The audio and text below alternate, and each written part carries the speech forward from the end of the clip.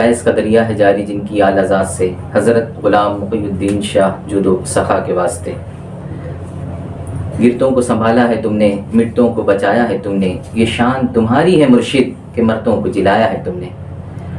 फैज़ समंदर से फैज़ हासिल करने वालों, आज एक ऐसा फैज़ आप लोगों की को सुनाने जा रहा हूँ और ये बताने जा रहा हूँ कि देखिए बाबा साहब की शान, बाबा साहब का मकाम और बाबा साहब का मरातिब, जिसे हम नहीं जान सकते और न जान सकेंगे कि किस तरह से अपने चाहने वाले और अपने मानने वालों की हिफाजत करते हैं और उन्हें मौत से बचाकर ज़िंदगी अता करते हैं। बाबा साहब के खुलफा अब्दुल रशीद मियाँ की नवासी, जो यहाँ जब भी कोई तकलीफ़ आती है, जब भी कोई परेशानी आती है तो बाबा साहब की बारगाह में आती है और यहाँ से वो फैज़ हासिल करती है।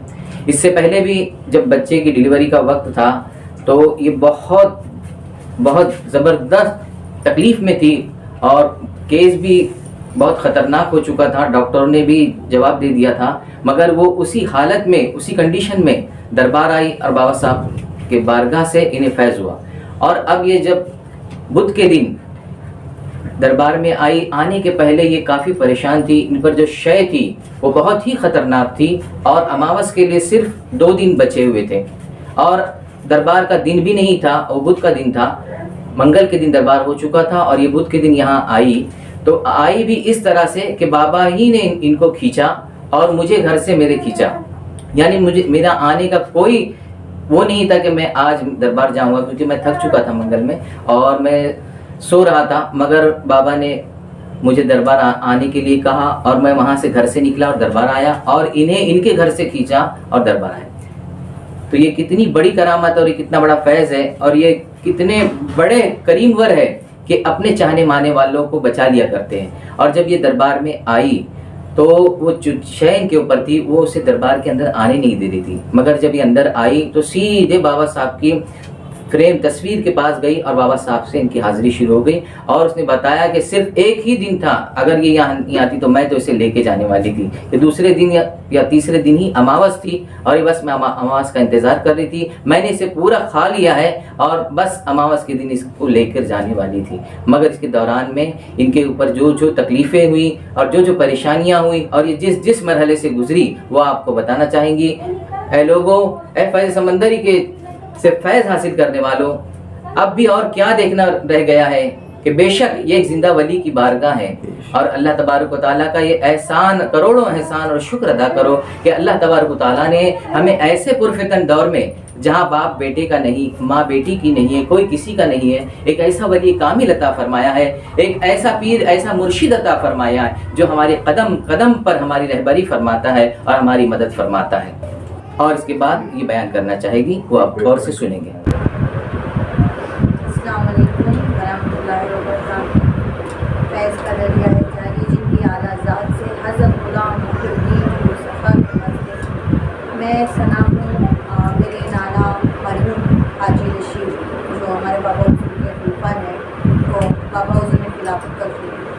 मैं उनकी निस्बत से, उनके ज़रिए से चलती आ रही हूँ और बाबा हुज़ूर का मुझ पे हाथ रहा, फैज़ रहा, करम रहा, जो आज इस चौखट पे मैं बोलते ना मर के वापस से ज़िंदा आपके सामने खड़ी। जो मैं मर गई थी, मर चुकी थी, मुझे पूरा मार डाला था। जो मेरे साथ में जो थी शय, मुझे जो भेजा गया था, तो आज मुझे नई ज़िंदगी दी है। मैं तो जितना शुक्र अदा करूँ उतना कम। मेरे बाबा हुज़ूर ने मुझे बहुत बड़ा करम किया। मुझे इस तरीके से मुझे बर्बाद कर दिया। पहले तो मुझे पूरा पागल बना दिया। मैं पूरी डिप्रेशन के पिछले 3 साल से मरज रह चुकी हूँ और मतलब एंटी डिप्रेसेंट्स दवाई, नींद की गोली, ये दवा वो दवा। उसके बाद मुझे हो गया अस्थमा। अभी कुछ दिनों से मेरी हालत इतनी बुरी कि ये मेरी दवाइयाँ हैं, ये मेरे इन्हेलर्स हैं। लगभग मेरी 3000 की फ्री की दवा है, सिर्फ 10 दिन की मैं पूरी में खा चुकी हूँ। इसके खाने के बाद भी मुझे कोई भी आराम नहीं था और दिन रात मेरी सांस उखड़ती थी। ऐसा लगता था मेरा कोई गला दबा है, मेरा कोई गला दबा रहा है, मेरे सीने पे कोई बैठा है, मेरे सीने पे कोई बैठा है और मेरी सांस ऐसी होती थी और बेहोशी की अलामत। लेकिन मुझे कुछ समझ में नहीं आया क्योंकि मेरा माइंड ब्लॉक कर चुके थे। मेरी बॉडी, मेरे टांग हाथ पैर काम नहीं करते थे। मैंने बहुत बार सोची, यहाँ तक कि इतनी इतनी तो वो लगा के उसने मेरे घर पे मेरे बाबा हुजूर का जो फ्रेम है, जो फ़ोटो है, उसने वो तक छुपवा दी मेरे बच्चों के ज़रिए कि पूरा छुपा दो, हटा दो कि कहीं से भी नज़र नहीं पड़े। फिर अचानक एक दिन ऐसा हुआ कि मेरी नज़र पड़ी, तो मैंने बच्चों को बोला मेरे बाबा हुजूर का फ़ोटो कहाँ है? तो वो मेरे बच्चे बोले मम्मी वो तो छुप गया। बोली हटा हटा हटा। बस उसके हटाने के बाद वो आहिस्ते आहिस्ते आहिस्ते आहिस्ते वो छिड़ने लगी तो बाकायदा मुझे महसूस होता था पीछे से मेरे पीठ पे सांप रेंग रहा है, ये हो रहा है, वो हो रहा है। कुछ कुरानी आयतें पढ़ूँ या सुनूँ तो मेरे को तकलीफ़ चालू हो जाती थी। फिर जिनके मतलब मेरे से ज़रिए जिन्होंने मेरे टाइम पे मतलब मेरी बच्ची को संभाला था, जिनको बाबा हुजूर के ये मतलब उनके बच्चे के लिए भी मैं लेके गई थी, उन्होंने बोला तो उन्होंने मुझे फिर से बोला कि सना अगर तुम्हें ऐसा हो रहा है तो तुम उधर ही जाओ।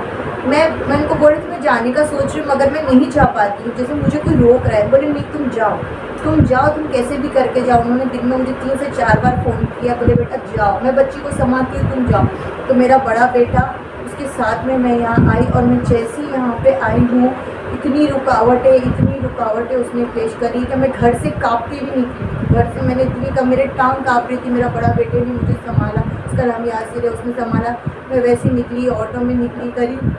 फिर उसके बाद क्या होने लगी, जैसे ही मैंने कदम रखा चौखट पे तो मेरा पैर एक अंदर था एक बाहर था और मैं रो रही हूँ। मेरे सामने समझ भाई वगैरह सब खड़े, मतलब आओ, पर मुझे आने नहीं दे रही। बस वो जैसे ही मैं अंदर आई हूँ और बाबा साहब के पास दरबार में आस्थाने पे आई हूँ और बस उसके बाद जो मेरी रूबरू जो उन्होंने मुझे खींचा है, तो फिर उसके बाद तो जो धमाल हुई है, आप मेरी वीडियो खुद देख लेना। जो मुझे वो जो खुल के जो नाची है और बाबा ने उसको जो खींच के जो नाक रगड़वा के उसको भेजा है कि अब तू जा निकल के यहाँ से, बहुत रह ली, बहुत तू कर ली, तू जा। वो सब मेरे बाबा ने सब निकाल के मुझे आज सही सलामत जिंदा अच्छे से रखा है। आज ये दवाइयाँ जो मैं खा रही हूँ, ये दवाइयाँ भी अब बंद हो गई, कुदरती बंद हो गई। ना मेरी सांस खुलती है, ना मेरी सांसें बढ़ती है। तो आप मेरी वीडियो, हाँ एक बात और मैं आपको बताना चाहती हूँ कि जिस वक्त मैं यहाँ आई हूँ उस दिन दरबार का दिन नहीं था, वो दिन बुध का दिन था। और बाबा साहब ने, बाबा हुजूर ने ऐसा करम किया कि मुझे वहाँ से मेरे घर से खींचा, मैं लंगड़ाती हुई आई और मोहम्मद भाई को वहाँ से खींचा। ये मेरे बाबा हुजूर का जो फैज़ और करम, जो मोहब्बत और निस्बत जो उन्होंने मेरे नाना से जो लेके आए हैं और अभी तक मुझ पे मेरे बच्चों पे जो साया करम जो रहा है उनका, मेरे बाबा हुजूर का, कि मैं बयान नहीं कर सकती। उन्होंने मतलब वो दिन ना होते हुए भी, बोलते ना एक डॉक्टर कैसे अपॉइंटमेंट लेता है, वो करता है कि नहीं ये टाइम पे ही आना है, ये करना है। नहीं, मेरे बाबा हुजूर को मुझे बचाना था, मुझे उन्होंने पहले भी बचाया और अब तो मतलब मैं अगर और वो करती, लापरवाही करती या नहीं आती तो मेरी जान तो ख़त्म ही थी। लेकिन मेरे बाबा हुजूर ने ऐसा होने ही नहीं दिया कि मतलब मेरे चाहने वाले जो मेरे दर पे आते हैं उनके सर पे से कैसे मैं हाथ उठा दूँ, जबकि मेरे नाना थे, मैं उनकी नवासी हूँ। तो ये निस्बत कितनी लंबी चली आ रही है और अल्लाह पाक हमेशा मुझ पे, मेरे बच्चों पे, मेरे आने वाली नस्लों पे हमेशा हमारे बाबा हुजूर का साया हमेशा सलामत रखे, मेरी नस्लों, आने वाली नस्लों पे। कि जो सच्चे वली पीरो मुर्शिद हैं, हमारे सच्चे वली का जो दर है, अल्लाह ताला हमेशा हमको इस पर आने वाला रखे और इस दर को हमेशा सलामत रखे। हमारे बाबा हुजूर की आल औलाद को अल्लाह ताला हमेशा सलामत रखे। और